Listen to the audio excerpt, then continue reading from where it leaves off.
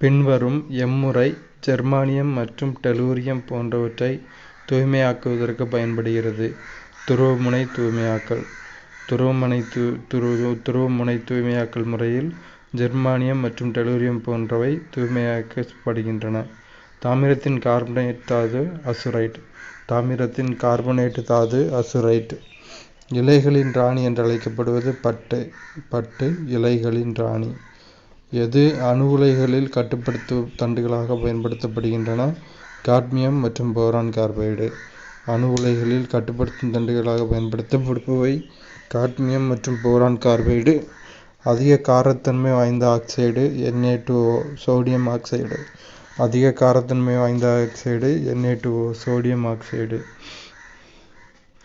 கோதுமையில் ஏற்படும் கரும்புள்ளி பூஞ்சை நோய் பின்வரும் எதனால் ஏற்படுகிறது?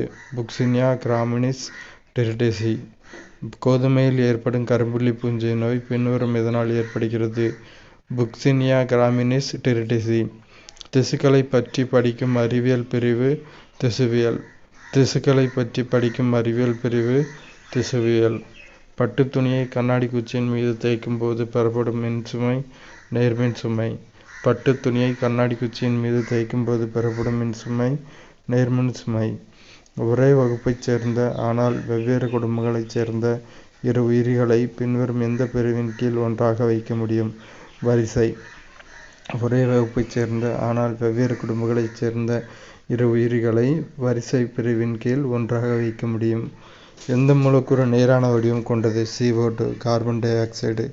கார்பன் டை ஆக்சைடு CO2 மூலக்கூறு நேரான வடிவம் கொண்டது. விஸ்டனின் 2022 ஆண்டுக்கான ஆண்டின் சிறந்த 5 கிரிக்கெட் வீரர்கள் பட்டியலில் எத்தனை இந்தியர்கள் இடம்பெற்றுள்ளனர்? 2 பேர். விஸ்டனின் 2022 ஆண்டுக்கான ஆண்டின் சிறந்த 5 கிரிக்கெட் வீரர்கள் பட்டியலில் எத்தனை இந்தியர்கள் இடம்பெற்றுள்ளனர்? 2 பேர். இந்திய அரசாங்கத்தின் முதன்மை அறிவியல் ஆலோசகராக 2022 நியமிக்கப்பட்டவர் கே. சிவன். இந்திய அரசாங்கத்தின் முதன்மை அறிவியல் ஆலோசகராக 2022 நியமிக்கப்பட்டவர் கே. சிவன். சர்மத் என்னும் கண்டம் விட்டு கண்டம் பாயும் ஏவுகணையை பரிசோதித்த நாடு ரஷ்யா. சர்மத் என்னும் கண்டம் விட்டு கண்டம் பாயும் ஏவுகணையை பரிசோதித்த நாடு ரஷ்யா. ஆண்டுதோறும் உலக படைப்பாற்றல் மற்றும் புத்தாக்க நாள் கொண்டாடப்படுகிற தேதி ஏப்ரல் 21. ஆண்டுதோறும் உலக படைப்பாற்றல் மற்றும் புத்தாக்க நாள் கொண்டாடப்படுகிற தேதி ஏப்ரல் 21. நோபல் பரிசாளரான ஜோஸ் ராமோஸ் ஹோர்டா கீழ்காணும் எந்த நாட்டின் அதிபர் தேர்தலில் வெற்றி பெற்றார்? Timor Leste. நோபல் பரிசாளரான ஜோஸ் ராமோஸ் ஹோர்டா கீழ்காணும் எந்த நாட்டின் அதிபர் தேர்தலில் வெற்றி பெற்றார்? Timor Leste. யாருக்கு UNEP புவியின் சாம்பியன் வாழ்நாள் சாதனையாளர் விருது வழங்கப்பட்டுள்ளது? David Attenborough. யாருக்கு UNEP புவியின் சாம்பியன் வாழ்நாள் சாதனையாளர் விருது வழங்கப்பட்டுள்ளது? David Attenborough. போபோஸ் என்பது கீழ்காணும் எந்த கோளின் இயற்கையான துணைக்கோள் நிலவு ஆகும்? செவ்வாய். போபோஸ் என்பது செவ்வாயின் இயற்கையான துணைக்கோள் நிலவு ஆகும். முதலாவது incredible India international cruise conference 2022 நடைபெறும் நகரம் மும்பை. முதலாவது incredible India international cruise conference 2022 நடைபெறும் நகரம் மும்பை. அதிகாரப்பூர்வ தரவுகளின்படி 2020 ஒரு நாளளவில் அதிக உயிரி மருத்துவ கழிவுகளை உருவாக்கிய மாநிலம் கேரளா. அதிகாரப்பூர்வ தரவுகளின்படி 2020 ஒரு நாளளவில் அதிக உயிரி மருத்துவ கழிவுகளை உருவாக்கிய மாநிலம் கேரளா. மரபணு மாற்றப்பட்ட கொசுக்களின் முதல் திறந்தவெளி சோதனையை நடத்திய நாடு அமெரிக்கா. மரபணு மாற்றப்பட்ட கொசுக்களின் முதல் திறந்தவெளி சோதனையை நடத்திய நாடு அமெரிக்கா. ஓங்கல்களில் 2 குகைகள் ஒன்றோடொன்று சேரும்போது உருவாவது கடல் வளைவு. ஓங்கல்களில் 2 குகைகள் ஒன்றோடொன்று சேரும்போது உருவாவது கடல் வளைவு. இந்தியாவில் நாட்டு வருமானத்தை அறிவியல் முறையில் முதன்முதலாக மதிப்பிட்டவர் V.K.R.V. ராவ். இந்தியாவில் நாட்டு வருமானத்தை அறிவியல் முறையில் முதன்முதலாக மதிப்பிட்டவர் V.K.R.V. ராவ். பின் வருபவர்களுள் வங்காள அமைதியின்மையின் தந்தை என கருதப்பட்டவர் சுரேந்திரநாத் பானர்ஜி. வங்காள அமைதியின்மையின் தந்தை சுரேந்திரநாத் பானர்ஜி. பனியாறுகளோடு தொடர்பில்லாத நிலத்தோற்றம் பர்கான். பனியாறுகளோடு தொடர்பில்லாத நிலத்தோற்றம் பர்கான். அப்போ பனியாறுகளோடு தொடர்புடைய நிலத்தோற்றங்கள் மொரைன்கள், ட்ரம்லின்கள், சர்க்கியூ. பனியாறுகளோடு தொடர்புடைய நிலத்தோற்றங்கள் மொரைன்கள், ட்ரம்லின்கள், சர்க்கியூ. தமிழ்நாட்டில் காஞ்சிரங்குளம் பறவைகள் சரணாலயம் அமைந்துள்ள மாவட்டம் ராமநாதபுரம். தமிழ்நாட்டில் காஞ்சிரங்குளம் பறவைகள் சரணாலயம் அமைந்துள்ள மாவட்டம் ராமநாதபுரம்.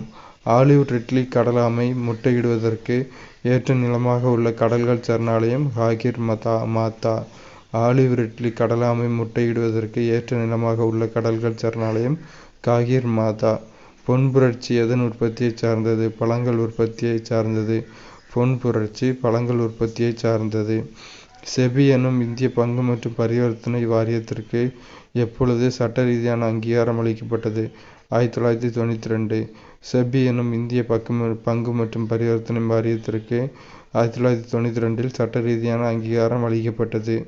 வறுமை ஒழிப்பு தொடர்பான 20 அம்ச திட்டத்தை தொடக்கியவர் இந்திரா காந்தி. வறுமை ஒழிப்பு தொடர்பான 20 அம்ச திட்டத்தை தொடக்கியவர் இந்திரா காந்தி. பின் வருவனவற்றுள் மொத்த விலை குறியீட்டின் கணக்கெடுப்பில் சேர்க்கப்படாத பொருள் கல்வி. மொத்த விலை குறியீட்டின் கணக்கெடுப்பில் சேர்க்கப்படாத பொருள் கல்வி. அப்போ மொத்த விலை குறியீட்டின் கணக்கெடுப்பில் சேர்க்கப்பட்ட பொருட்கள் மின்சாரம், மரபு பொருட்கள், உணவுப் பொருட்கள். மொத்த விலை குறியீட்டின் கணக்கெடுப்பில் சேர்க்கப்பட்ட பொருட்கள் மின்சாரம், மரபு பொருட்கள், உணவுப் பொருட்கள். பின் வருவனவற்றை காலமுறைப்படுத்துக. ஸ்ரீகுப்தர், முதலாம் சந்திரகுப்தர், சமுத்திரகுப்தர், குமாரகுப்தர். காலவரிசை ஸ்ரீகுப்தர். முதல்ல டைனஸ்டியை தொடங்கினவர் ஸ்ரீகுப்தர். ரெண்டாவது முதலாம் சந்திரகுப்தர், அப்புறம் சமுத்திரகுப்தர், அப்புறமா குமாரகுப்தர். தமிழ்நாடு அரசின் பசுமை வீடு திட்டம் தொடர்பான கீழ்கண்ட கூற்றுக்களில் எவை சரியானவை? இத்திட்டம் 2015 தொடங்கப்பட்டது.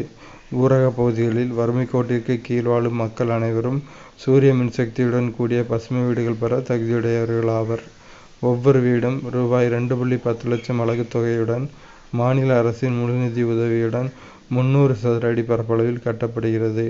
ஒவ்வொரு வீடும் வசிக்கும் அறை, சமையல் அறை, படுக்கை அறை, கழிவறை மற்றும் மழைநீர் சேகரிப்பு அமைப்புடன் கட்டப்படுகிறது.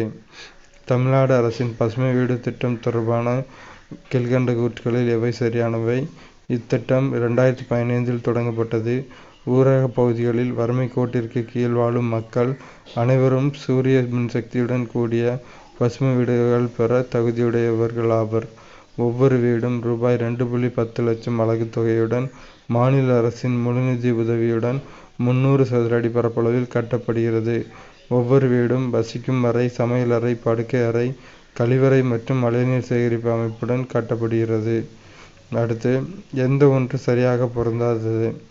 இந்திரா ஆவாஸ் யோஜனா பெரிய நகரங்களை நவீனமயமாக்கல் திட்டமாகும் அப்படிங்கிறது தப்பானது. இந்திரா ஆவாஸ் யோஜனாங்கிறது வீடுகளை கட்டி கொடுக்க கொண்டு வந்த திட்டம். சரியாக பொருந்தாதது பார்த்துட்டோம். சரியாக பொருந்ததெல்லாம் பார்ப்போம்.